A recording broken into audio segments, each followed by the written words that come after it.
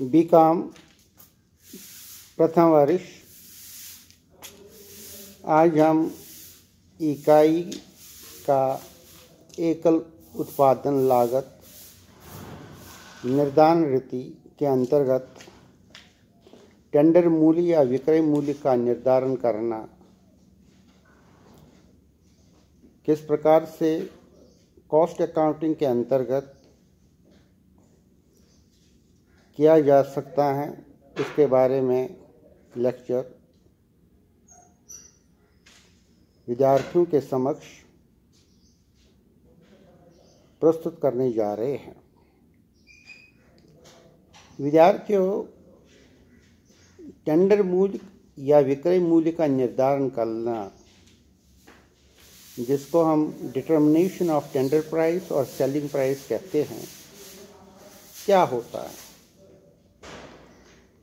कभी कभी उत्पादक को अपनी वस्तुओं की बिक्री का आदेश प्राप्त करने के लिए क्रयता को टेंडर मूल्य, बिक्री मूल्य देना पड़ता है। टेंडर मूल्य देने में बहुत ही सावधानी की आवश्यकता है।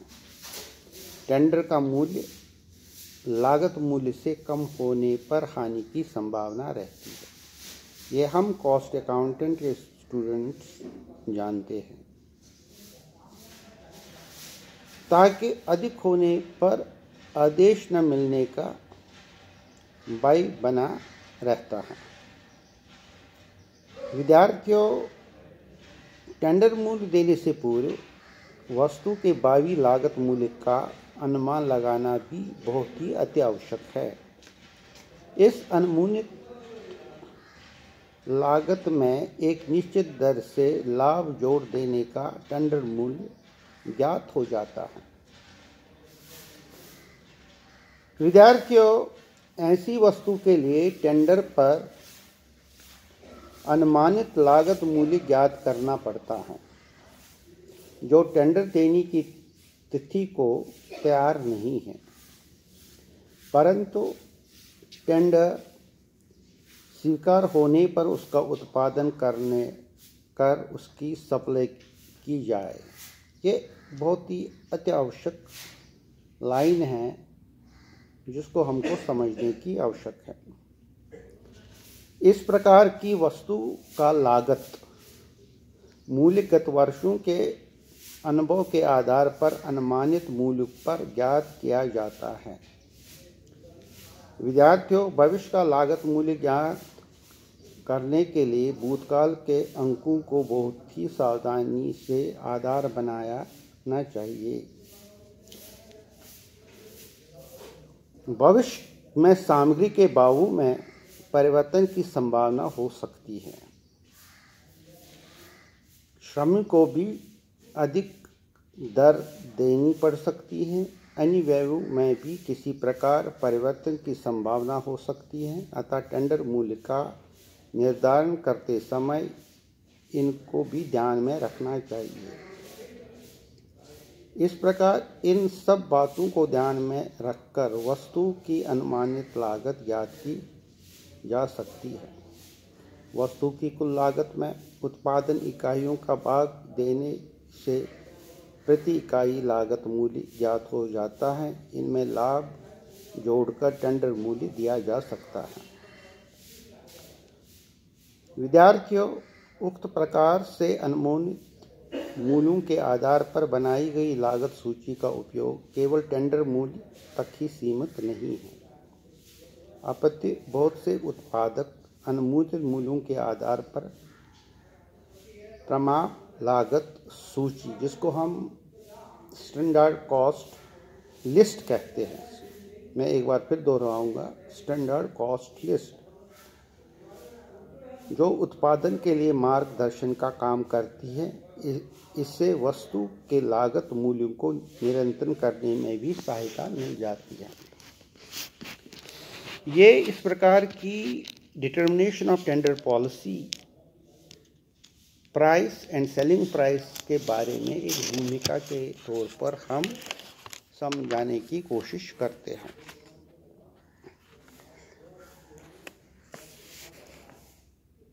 अगर हम एक उदाहरण स्वरूप इसको समझाने की कोशिश करेंगे कि निम्नलिखित आंकड़ों में जनवरी से मार्च 2020 के लिए पॉपुलर स्टोर मैन्युफैक्चरिंग कंपनी का लागत का उत्पादन विवरण तैयार करना है। किस प्रकार से इसको बनाया जा सकता है? तो हमारे पास जो जो सूचनाएं होनी चाहिए उसमें स्टॉक ऑफ द मटेरियल उस साल का 1 जनवरी में क्या है, स्टॉक ऑफ मटेरियल उस साल का 31 जनवरी, मार्च जो फाइनेंशियल ईयर होता है हमारा 31 मार्च, उसमें क्या है, पूरे साल में परचेजेस कितने हुए हैं, फैक्ट्री वेजेस कितने हुए हैं, एस्टैब्लिशमेंट एक्सपेंसेस कितने हैं, कंप्लीटेड स्टॉक इन हैंड 1 जनवरी को कितना है और कंप्लीट स्टॉक इन हैंड 31 जनवरी में क्या है, और इस दौरान में हमारे सेल्स कितने हैं। इस प्रकार से दी गई अवधि जो 2021 में 500 स्टोवों का उत्पादन हुआ तथा सितंबर से दिसंबर 2021 के दौरान बिजली के 200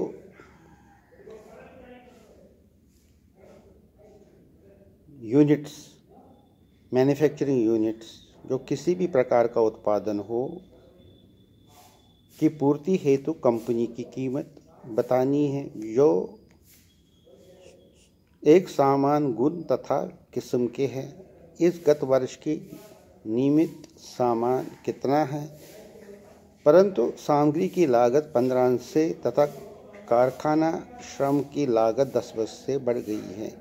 इस सारी मैन्युफैक्चरिंग में हमारे को इन बातों को भी ध्यान में रखना पड़ेगा।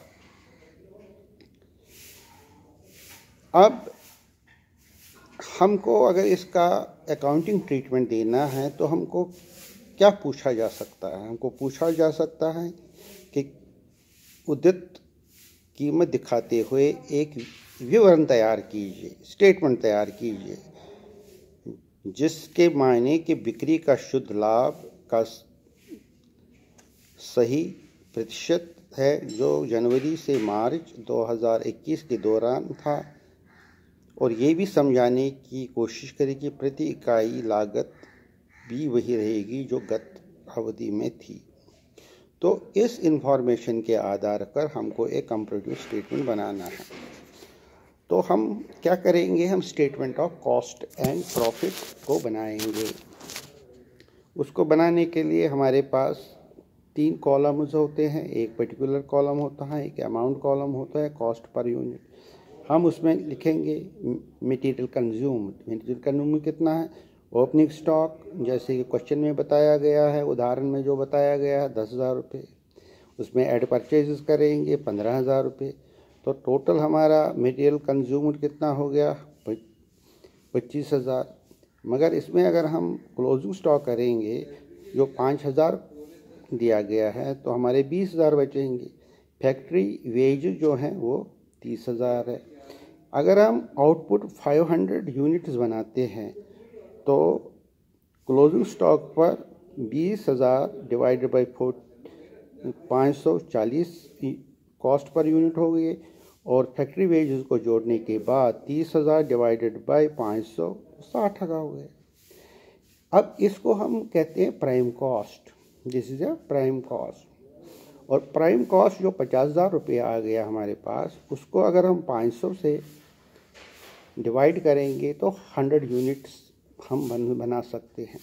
इसमें हमने फैक्ट्री एक्सपेंसेस को जोड़ दिया 10,000 रुपये, और 10,000 डिवाइडेड बाई 500 तो 20, तो वर्क कॉस्ट जो है 60,000, 50,000 और फैक्ट्री एक्सपेंसेस को मिलाकर 60,000 हो गया।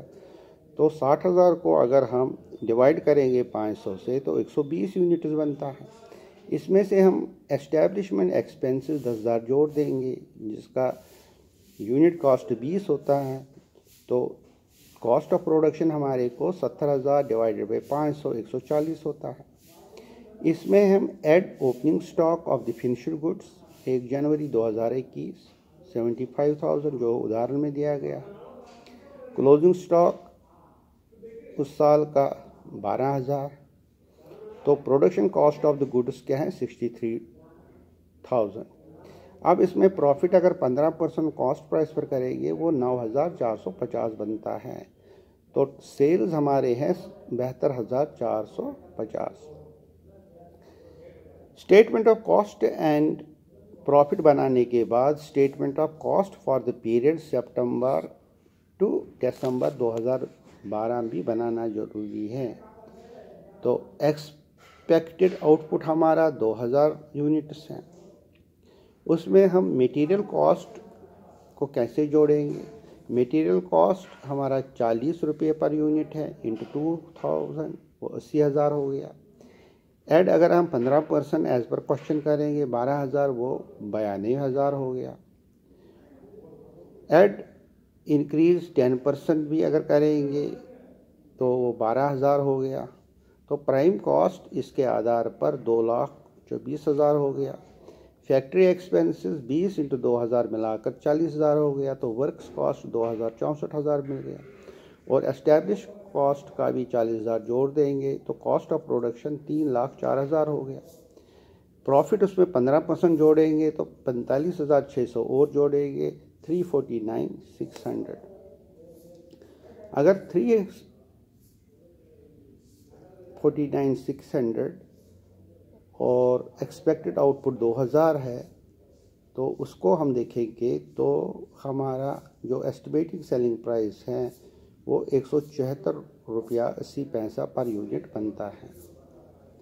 तो ये एक उदाहरण था जिसके आधार पर आपको बच्चों को विद्यार्थियों को समझाने की कोशिश करेंगे कि टेंडर मूल्य या विक्रय मूल्य का निर्धारण किस प्रकार किया जाता है और उदाहरण में और अकाउंटिंग ट्रीटमेंट के आधार पर इसको किस तरह से दर्शाया जाता है। धन्यवाद।